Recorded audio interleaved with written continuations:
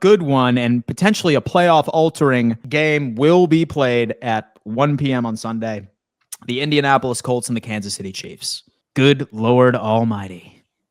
This is do or die for the Kansas City Chiefs. We just heard from Patrick Mahomes.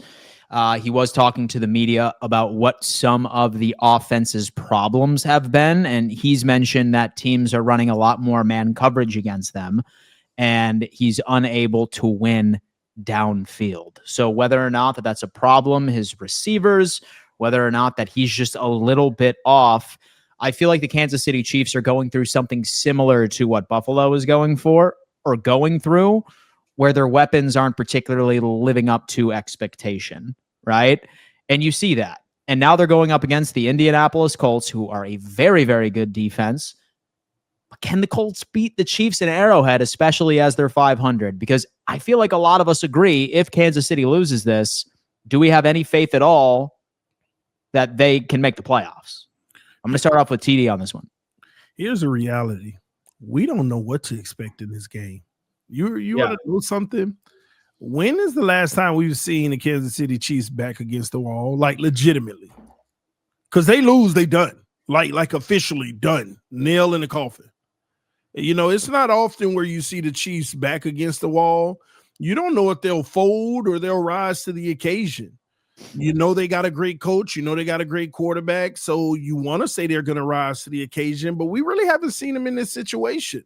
They've been so comfortable running away with the first seed and always having, you know, the benefit of the doubt, you know, going down the stretch of the season with a great record. Now they're fighting for their life. And I have no clue what to expect because you're going up against one of the top dogs. You know, the Colts are a great team this year. They've put it all together from the top to the bottom in that organization, and they're going for something. I don't believe in them long as far as the playoffs because I got to see something first. This is new for them. But Kansas City, man, you know what?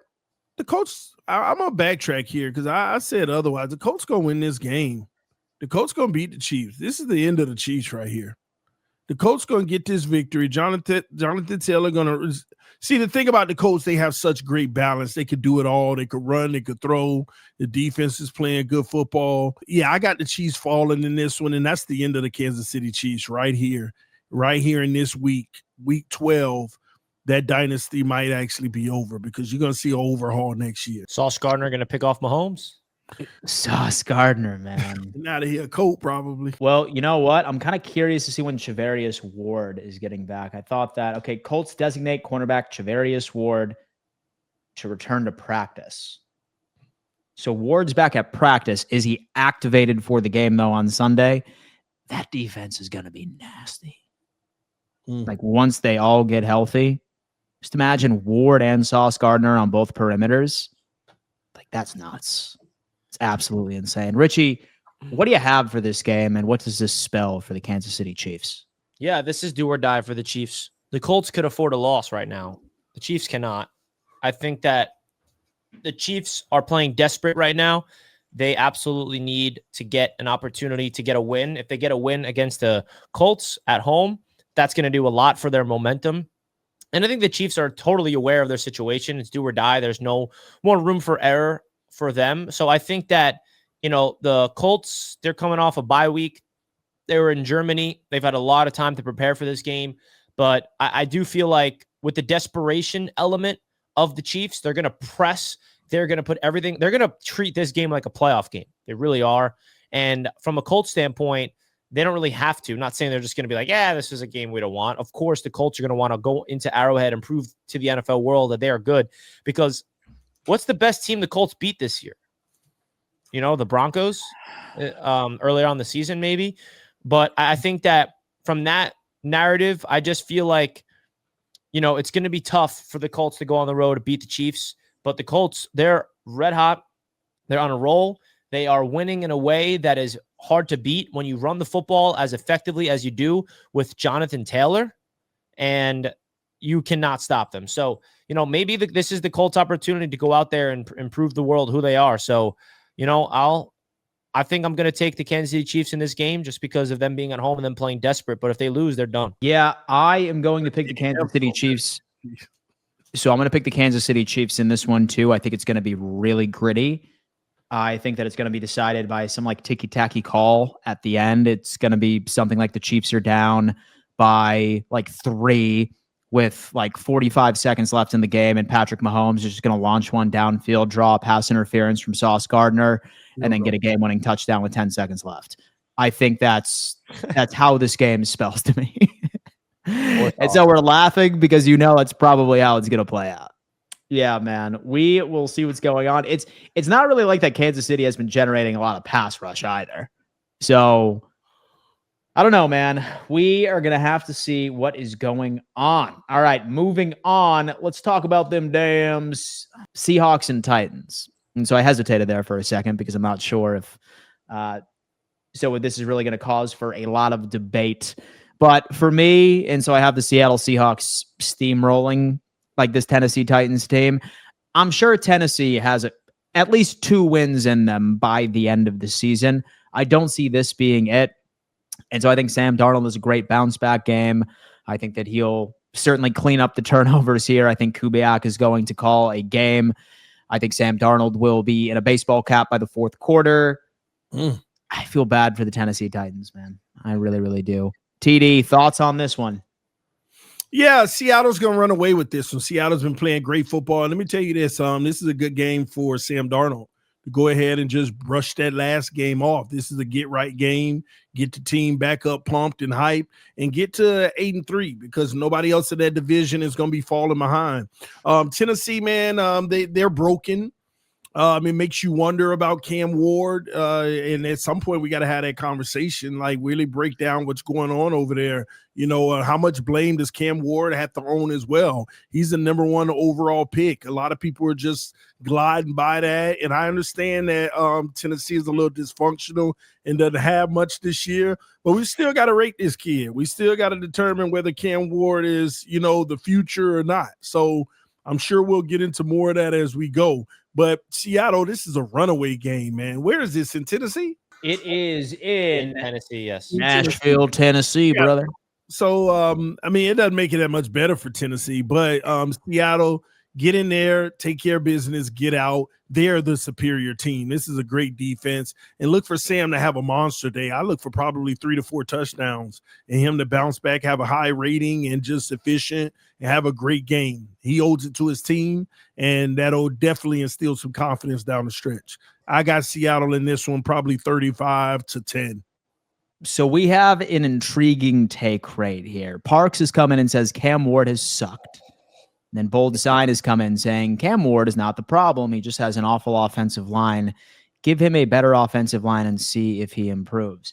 That's intriguing to me because I'm curious, all right? Did Will Levis look better with the Tennessee Titans last year where they basically had the exact same offensive line, same weapons, than Cam Ward does right now? Will Levis was atrocious, man, and Cam was atrocious too. But I'm talking about production. Let's check it out. Hold up. Yeah, because I'm all right. Right now, I'm curious. Richie, thoughts? While I'm pulling up the stats from the first 11 games so far, the eye test. Did Will Levis look better last year on the Titans than Cam Ward looks now? Will Levis had one of the craziest turnover issue I've ever seen. The way he turned the ball over I've never seen anything like it. I think the thing with Cam Ward is he has those wow throws. He really does. He's got that like, whoa, like that's a big time next level throw, but he just cannot put it all together consistently and command this offense. And I think that's the biggest thing.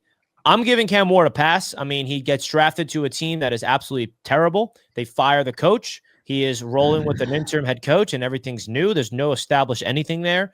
Like that is a perfect example of an absolute atrocious situation for a quarterback. That's not to just say Cam Ward should not be held accountable for his bad football. He needs to be better. He understands that, but you can argue the Titans have the worst situation organizationally wise around a quarterback right now in terms of structure, front office, coaching staff. Like it's really bad, and Titans fans would say that themselves. So I think he deserves an opportunity to get a new coach in the building and see what he looks like next year. We can really evaluate him with some type of structure around him. But I don't know about him being worse than Will Levis. I wouldn't go that far. What about you, TD? Will Levis was terrible. He was. He didn't have anything around him either. But Richie makes the point, and this is always the point. We always reach the stats to try to say who's better than who. We got eyes, and it's the eye test. When you watch Cam Ward and you see some of the throws, you're like, we know what's there, but can you put it full circle as play the full gamut of the position? Like, can you process the field? Can you make sure you're doing this? Call your protect. Can you do everything necessary? We know you have an arm. We know you have arm talent. We know that you have arm strength. You can get the ball where it needs to be. You can make the throws. But putting it together consistently becomes an issue. Now, again, it's hard to really gauge some of these guys with what's around them. But at the same token, there's an upside to Cam Ward's game that you can't compare with Will Levis. When Will Levis went on that field, you just saw what you had, and it wasn't good. It wasn't good. Put it like this. Dylan Gabriel, I would take Dylan Gabriel any day over what Will Levis put on the field. And that's bold. Dylan Gabriel over Will Levis. Yes, I would. At least I know Dylan Gabriel can, maybe not even consistent, but he can dink and dunk and try to help move the ball with a good running game. Will Levis was a problem. They both have a similar completion percentage to last year. Both are sitting at about 58.8%. But time will tell. Time will tell. Get that young man a damn offensive line, if you were to ask me. All right, it's moving more than on. that, though. It's structure and it's coaching, and it's just so much more than just an offensive line that he needs over there in Tennessee. Exactly. And not a retirement home when it comes into a wide receiver room. Moving on, we have an NFC North matchup, which I find to be pretty interesting. The Minnesota Vikings and the Green Bay Packers. 9, J.J. McCarthy. Man, struggling all over the field, dude. Holy hell, you should have signed Sam Darnold, Kevin O'Connell. Should have signed him, brother. Should have signed him for one more year. You know who J.J. McCarthy is given? Well, who that? reminds me of? Exactly. Someone just said in the chat, he looks exactly like Zach Wilson, bro. Hold up. Dude, like he is Zach Wilson. Hold up. You know what I saw? Like on Twitter, some picture with both of their pictures side by side, and it says, you could kill the man, but not the idea. Right? He is Zach Wilson. It's true. And you know what? So when people were running with that pre-draft and they said, oh my God, he's just like Zach Wilson. I hate takes like that because it's just like, dude, just because he's a short blonde kid does not mean that he's going to play exactly like Zach Wilson. But damn, they were on to something. Playing like Zach Wilson. Because he's playing like Zach Wilson. All right. Oh my God. You have the Green Bay Packers on this one. It's in Green Bay. I have some question marks around this Green Bay Packers like offense. I think that both teams probably should tee off on the defensive side of the football, but I'm going to give this to the Green Bay Packers. TD? Yeah, I'm going to give this to the Green Bay Packers. TD. I actually have Minnesota winning this game. I have Minnesota an upset alert in this one. That defense is going to play well. The defense always plays well against Green Bay. Will they get enough offense, though? One thing that I realized even last year with Sam Darnold, the offense struggled against Green Bay, but they did enough to get the job done. I think they do it in this one. I really think Minnesota, what happens is they keep themselves in contention, even though I've already written them off on making the playoffs. I think they just make this division that much tougher. Minnesota will upset the Green Bay Packers in this one. Look for the defense to score in this one. And it's going to be an interesting game. Now, JJ's going to have a rough game in this one because that pass rush, they're going to be getting at him. They're going to make life tough. But I think that Minnesota can make enough plays, and with their defense, the way these two teams match up every time, it's always a thriller and it's always a shocker at the end. So I'm going to go with the Vikings in this one. And this is going out on a limb. It's just, and it's a piece of feel in this. I like the Vikings here. Damn. So what's your thoughts of J.J. McCarthy? You think he's going to go out there and bounce back? Yeah, I think he'll have a above average game. I don't think it's going to be good. I mean, it may be good, but it ain't going to be great. It ain't going to be elite. It ain't going to be really enough to win. Yeah, that's what I'm saying. Like, I feel like he can go out there. Yeah, that's what I'm seeing in this one. But again, we'll see. Hey guys, I cannot see myself. All right, let's move on. Okay, how about them Steelers and the Chicago Bears? All right, we heard Aaron Rodgers. He was having an interview. He was sort of coyly like saying how he understands that Chicago fans absolutely despise him. And they should, right? Because he did indeed own the Chicago Bears for quite some time. But them damn Chicago Bears might be a little different this year because they are on a heater. They are 7-3 and dare I say leading the NFC North as we record or we stream this episode today. What do you think, guys? Of course, now that the Pittsburgh Steelers are in a desperate need to stack together a couple of wins, who do you got on this one, TD? This is going to be a good game to watch, actually. I'm still trying to figure out what's going on with Aaron Rodgers. Any update? Is he going to play or is he out here just stunting, trying to make it seem like he is? I think that's going to be a big part of it. I have to go with the Chicago Bears in this one because I feel like it's going to be close, and nobody's been more clutch than Caleb Williams. And I trust him at the end of the game. Now, Pittsburgh got a defense, okay? Pittsburgh has a defense. They can make plays. They can make life rough for you, especially, I don't know if the league feels some type of way. They ejected Jalen Ramsey and didn't catch what Chase did until after the fact. I got to go with Chicago in this. I think Pittsburgh, it's true. The Ravens are going to catch them, and Pittsburgh might not even make the playoffs. In order for that to happen, is games like this, Pittsburgh has to lose, and I believe that's what's going to happen. So I'm going with Chicago. I'm starting to trust them. Ben got them playing great on both sides of the football. They compete the entire game. And Pittsburgh has always been this season we don't really know who they are. They're good. They got talent. They kind of somewhat semi-loaded up. But still, who are you? So I think a win by Pittsburgh here, though, would really cement them as being a real playoff threat this year. And I wonder what y'all think about that. If Pittsburgh wins, do we slow down all that Baltimore win the division talk? Because so I've been looking at the Baltimore Ravens schedule, and they have a divisional gauntlet. Yeah. So right after the Jets game, so the Bengals with Joe Burrow's first game back. What if Joe Burrow's playing this week? He might be playing this week. Yeah, he might be. I mean, we don't know at this point. So they have the Bengals that week, followed by the Steelers, then the Bengals again. So that's 3 back-to-back, divisionals right there. So it's pretty clear for me, like we would need Baltimore to win, like maybe lose one more game, say that they wanted to make the playoffs this year, or say that they wanted to like actually make the with the division. But then again, like you look at the Steelers schedule, and this is even more interesting. Let me see what this looks like for them. So they have the Bears, which I do think that they could win. Surprisingly enough, Bears, and then they play the Bills, Ravens, Dolphins, Lions, Browns, Ravens. Yeah, I have no idea who wins the AFC North. The Ravens. I have no idea. We gotta see the division games. We gotta literally wait to watch those division games. So the thing is, though, right? Like with Pittsburgh, so the Bengals are off of their schedule, and Burrow is gonna be back. So like you would assume that Burrow is gonna take at least one from Baltimore, and so at least one. And the Steelers are probably going to take at least one from Baltimore too.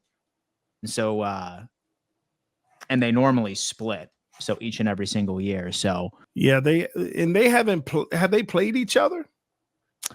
No. They got to play each other twice, right?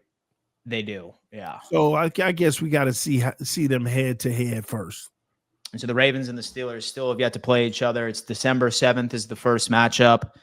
And then on January 4th, the final game of the season, which could be for the division, which makes it interesting. What is up with our layout? Let's call Richie. He's got it. Rich, what do you got on this one? Steelers or the Bears, brother? Yeah, it's a good game, man. If Aaron Rodgers plays, he's going to win, bro. He owns the Chicago Bears. He just does. I just feel like I just cannot see Rodgers losing this. What's the latest on that, though? Is he playing? I mean, he was interviewed, and it sounds like he could be. Or like maybe it's like a Tomlin. Like that, or it might be like Tomlin or something along those lines, just doing gamesmanship and not letting you know. But yeah, I think it's going to be. Don't sleep on Mason Rudolph either. Like he's probably one of the better like backups. It's simple. If Rodgers plays, he's not losing this game. If he doesn't, the Bears are going to win. It's going to be a really entertaining one. The Chicago Bears are a very unique team. They're clutch. Caleb Williams is doing everything he needs to do to go out there and win for this team. DeAndre Swift has been a solid running back. They got a lot of weapons. Their defense is opportunistic. So I think it's just a matter of if Aaron plays, bro. He'll do whatever it takes to win that game. We need to give a giant shout out and to our good friends over on Sleeper. Folks, Sleeper is the #1 player prop platform on the market today. It's a very simple process. Just cook your parlay up with 2 to 5 players, accurately predict their projections, and you could be a big winner, sometimes up to 1,000x. Just hit that link in our description, and you're getting a free $20 just for signing up, and they'll also match a deposit of up to 100% of a $100. So certainly go check that out. Shout out to Sleeper for being a proud partner of the show.